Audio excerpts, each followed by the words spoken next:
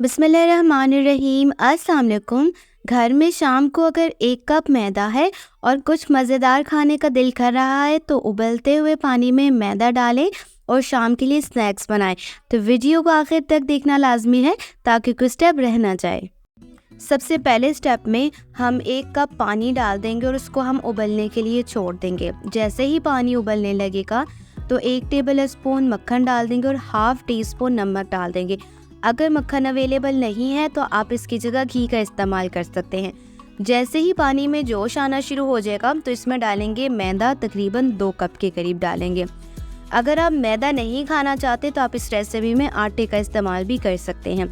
अब आपने जैसे ही मैदा डालना है, फ्लेम को आपने बिल्कुल भी बंद नहीं करना और मुसलसल चम्मच जो है वो हिलाते चले जाना है ताकि आपके पास डो के अंदर पानी अच्छे तरीके से मिल जाए। अब आप ये देख सकते हो कि पानी अच्छे तरीके से मिल चुका हुआ है।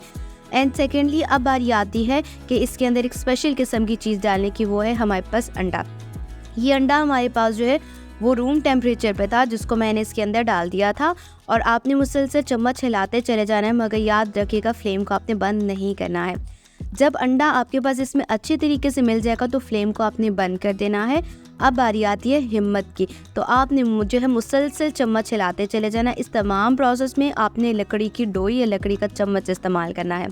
कुछ इस तरीके से डो आपके पास तैयार हो जानी चाहिए कि जब आप उसमें चम्मच चलाएं या चम्मच लगाएं तो वो साइड छोड़ना शुरू कर दे। तो ये इसकी बेस्ट निशानी होती है।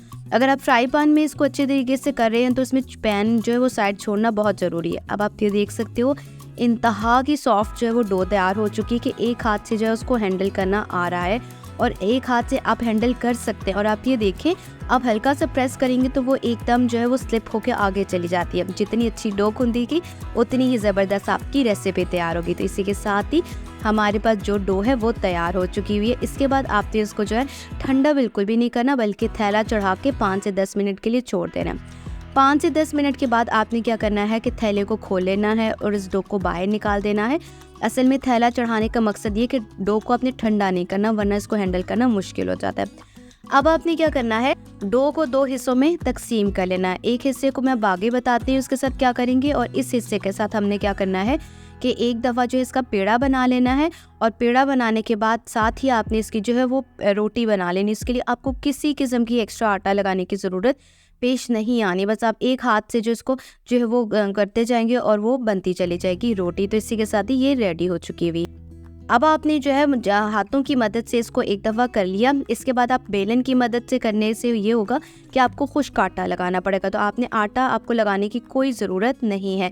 तो वैसे भी मैंने आपको सिर्फ दिखाने के लिए बताया कि आप बेलन का इस्तेमाल भी कर सकते हैं। तो इसी के साथ ही हमारे पास ये तैयार हो गई है।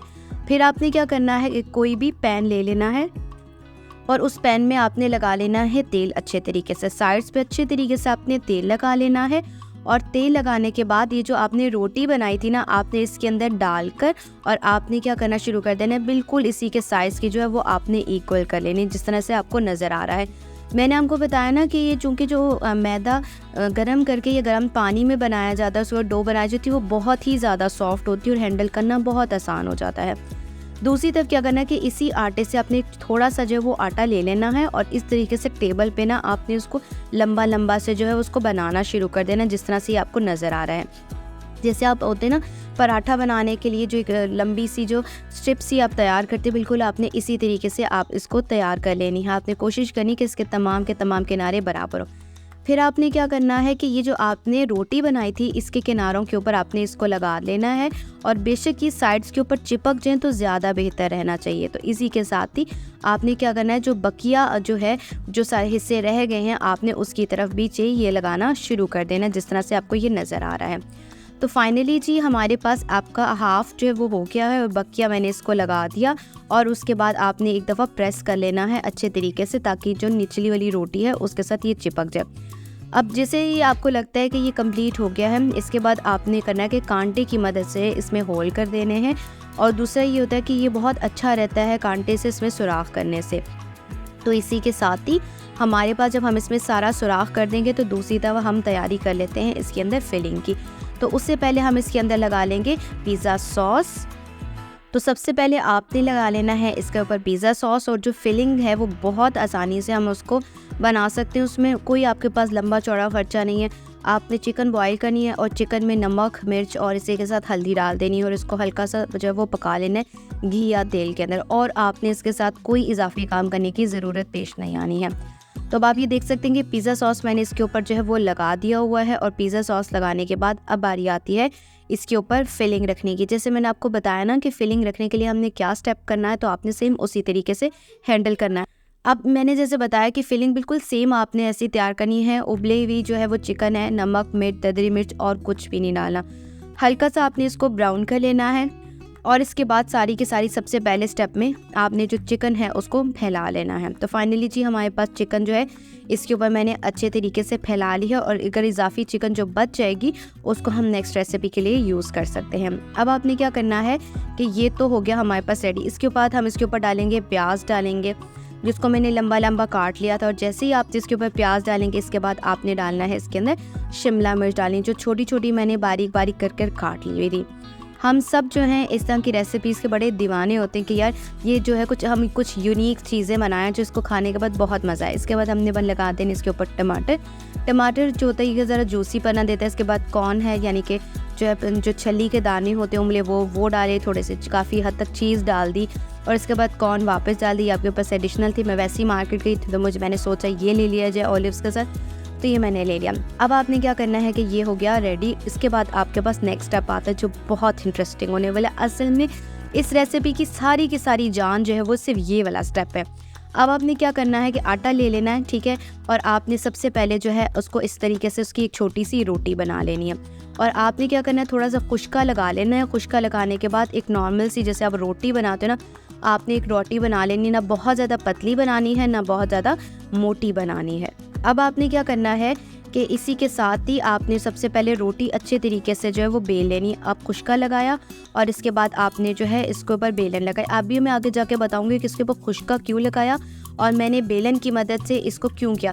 देखिए मैंने आपको बताया ना कि गर्म पानी के अंदर जब हम डो को तैयार करते हैं ना, उसको हैंडल करना बहुत ज़्यादा आसान होता है। आमतौर पे एक गलत मिथ ये होती है कि भाई ये डो टूटना शुरू हो जाती है। मैं समझती हूँ कि अगर मैदे को गर्म पानी में डाल कर बनाया जाए ना तो वो टूटती नहीं है, बल्कि उसको हैंडल करना और उसके साथ जो चीज़ें बनाई जाती हैं वो बहुत आसान होती है। अब आपने क्या करना है कि जो पिज़्ज़ा कटर या छुरी की मदद से ना आपने इस तरह से बारीक बारीक स्ट्रिप्स काट लेनी है। ये याद रखिएगा जो स्ट्रिप्स का जो साइज़ है वो आपके पास एक जैसा रहना चाहिए। तो जितनी ज़्यादा जो है वो बारीक स्ट्रिप्स होंगी वो उतना ही ज़्यादा आपके पास ये जो रेसिपी है वो कलरफुल लगेगी। हमारे पास जो है हम पिज़्ज़ा तो बहुत किस्म का खाते हैं। आमतौर पे उन पिज़्ज़ा के अंदर ख़मीर होता है, मैदा तो चले, एक तो मैदा भी है फिर ख़मीर भी है। हम एक रेगुलर जो चीज़ खा रहे होते हैं ना उससे हम सम टाइम बोर हो जाते हैं। हमारा दिल करता है कि भाई कुछ यूनिक सा कुछ अलग सा होना चाहिए। तो इसी तरीके से सेपरेट जो है ना वो हमने स्ट्रिप्स को अलग करके साइड पे रख लिया। अब आपने क्या करना है कि ये जो पिज़्ज़ा आपने बना लिया था इसकी डेकोरेशन करनी है। तो अब आप ये बिल्कुल स्टेप वैसे गौर से देखते चले जाएँ जिस तरीके से मैं करी। अब ये देखो जो ये इजाफी लग रख रही है ना आपको जो नज़र आ रहा है, इसके बारे में बिल्कुल भी परेशान नहीं होना कि ये जो इजाफी निकल रही है इसका ज़्यादा हम क्या करेंगे। असल में मेरा ये टारगेट ये था कि सबसे पहले मैं इसकी सारी की सारी इस तरीके से जो है वो शेप तैयार कर लूँ और शेप तैयार करने के बाद इसकी कटिंग करो। तो कटिंग करना कितना आसान है। तो जो आपने जो है ना पिज़्ज़ा कटर की मदद से बिल्कुल किनारों के साथ जो है आपने इसकी कटिंग शुरू कर देनी। एक तो किनारे सील हो जाएंगे और दूसरा ये होगा कि आपके पास ये जो है अच्छे तरीके से इसकी शेप आ जाएगी। अब आपने क्या करना है, ये तो हो गया। अब बारी आती है इसके ऊपर जो है अंडे की जर्दी लगाने की। तो सबसे पहले आपने क्या करना है कि अंडे की जो जर्दी है आपने इसके ऊपर लगाना शुरू कर देनी जिस तरह से आपको नज़र आ रहा है। तो अंडे की एक अंडा जो है वो इसके लिए काफ़ी है। मुझे नहीं पता कितने इंच का है, मगर इतना है कि ये एवरेज 4 बंदों के लिए बेस्ट जो पैन है ये है, ठीक है। आप कमेंट बॉक्स में मुझे बताइएगा कि ये कितने इंच का जो है वो पैन है, ताकि मुझे मेरी भी नॉलेज में इजाफा हो सके। जब आप इसके ऊपर अंडा लगा लेंगे और अंडा लगाने के बाद आपने क्या करना है, इसके ऊपर थोड़े से मिक्स हर्ब्स हैं, ये मौजूद है तो ठीक है, नहीं तो आप इसके ऊपर जो चिली फ्लेक्स जो है वो ढेर सारी डाल दीजिएगा क्योंकि हम स्पाइसी सा बना रहे हैं। इसी के साथ ही आपने इसको बेक करना है। इसी के साथ ही हमारे पास पिज़्ज़ा जो है वो बेक हो चुका हुआ है। कितना मज़ेदार, रेगुलर पिज़्ज़ा से बिल्कुल अलग है, अमेजिंग सी रेसिपी है और मेरी बिल्ली को भी बहुत पसंद आया क्योंकि वो उसने पहले ही आते ही सूंघा कि क्या मज़ेदार सी चीज़ बनाई है। एनीवेज हमारे पास जो है मज़ेदार किस्म का जो है वो पिज़्ज़ा रेडी हो चुका हुआ है। गर्मा गर्म नोश करें, फैमिलीज़ के साथ खाएं और एक रेगुलर सी जो आप पिज़्ज़ा बेस बनाते हैं ना ख़मीर के साथ, उससे हट कर ये हमारे पास है। तो उम्मीद है कि आपको ये इतनी मज़ेदार सी रेसिपी पसंद आई होगी। अगर रेसिपी पसंद आई है तो वीडियो को लाइक एंड शेयर ज़रूर कीजिएगा। नेक्स्ट वीडियो के लिए अल्लाह हाफिज़।